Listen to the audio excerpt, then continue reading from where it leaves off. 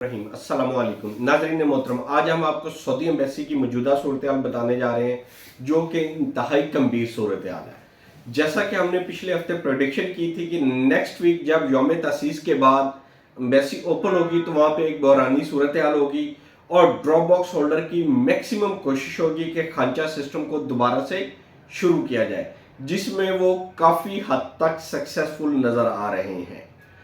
सूरत हाल कुछ ऐसी है कि जब से सऊदी नया कौंसलर जनरल जिसने वीज़ा सेक्शन जब से उसने चार्ज संभाला है, तकरीबन 12 दिन हो गए, ऑलमोस्ट सऊदी एम्बेसी में काम नहीं हुआ और स्टिल वर्किंग ना होने की वजह से पासपोर्ट का ढेर लग चुका है एम्बेसी के बाहर, जो वीज़ा स्टैंपिंग के इंतज़ार के लिए बैठे हैं कि कब ड्रॉप बॉक्स वाले अंदर भेजेंगे और वीज़ा लग के बाहर आएगा। मगर सूरत हाल ये है कि सऊदी एम्बेसी में काम ना होने के बराबर है, काम नहीं हो रहा। सोमवार, मंगल और बुध वाले दिन किसी भी किस्म की कोई वर्किंग नहीं हुई, ना ही वीज़ा स्टैंपिंग का अमल हुआ।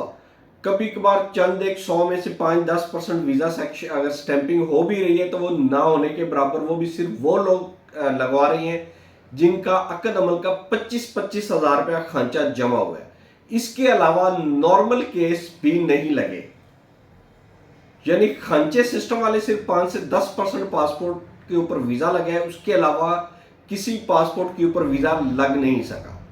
एम्बेसी में अगर यही सूरत हाल मुकम्मल हफ्ता चलती रही तो नेक्स्ट वीक से जो खांचे की रेशो होगी वो इतनी ज़्यादा होगी कि वो एक कॉमन बंदे के, एक आम इंसान की बर्दाश्त से बाहर होगी। यही वो सूरत हाल थी जो ड्रॉप बॉक्स होल्डर के लिए आइडियल होती है। वो चाहते हैं ऐसी सूरत हाल पैदा हो और काफ़ी ज़्यादा मीटिंग्स के बाद वो इस सिचुएशन पे पहुंच चुके हैं कि वो होपफुली रमज़ान के आगाज़ में ही खांचा सिस्टम को लागू कर दें और जैसे ही रमज़ान शरीफ आएगा इसकी स्पीड तेज़ हो जाएगी, वर्किंग आवर्स कम हो जाएंगे, जिसकी वजह से परेशानी बढ़ जाएगी। लोगों के अंदर भी इज़्तिराब पैदा हो जाएगा कि हमारे वीज़े क्यों नहीं लग रहे और परेशानी का आलम होगा, मेडिकल एक्सपायर हो रहे होंगे और लोग पैसे देने की तरफ खुद ब खुद माइल हो जाएंगे। ये हिजानी सूरत हाल पैदा की जाती है न सिर्फ वीज़ा सेक्शन के अंदर, पाकिस्तान के हर शोबे के अंदर ऐसी हिजानी सूरत हाल पैदा करके तमाम लोगों से और रिश्वत का बाजार गर्म कर दिया जाता है। अब वो ये बात पहले सिर्फ गवर्नमेंट सेक्टर्स के अदारों तक ही महदूद थी, लेकिन अब ये प्राइवेट सेक्टर में भी ऐसे काम होने शुरू हो चुके हैं। किसी भी प्राइवेट अदारे में पब्लिक डीलिंग का काम है तो वहां पे भी ऐसी चीजें होना रूटीन वाइज हो चुका है।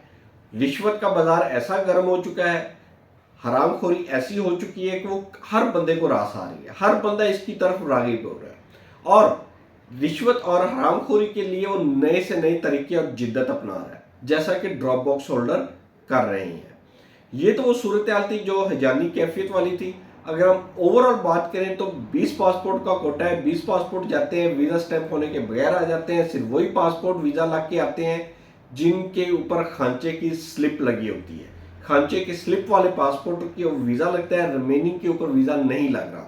रही सी का सर नेफटेक निकाल रहे हैं, नेफटेक की वजह से बहुत ज़्यादा परेशानी का आलम है। पाकिस्तान में मैक्सिमम जितने भी ट्रेड्स होते हैं वो ड्राइवर हजरात के और लेबर हजरात के होते हैं। ड्राइवर हजरात का नेफटेक क्लियर होना इंतहाई मुहाल हो चुका है। किसी भी ट्रेनिंग सेंटर में ड्राइवर पास नहीं हो पा रहे और परेशानी का आलम है।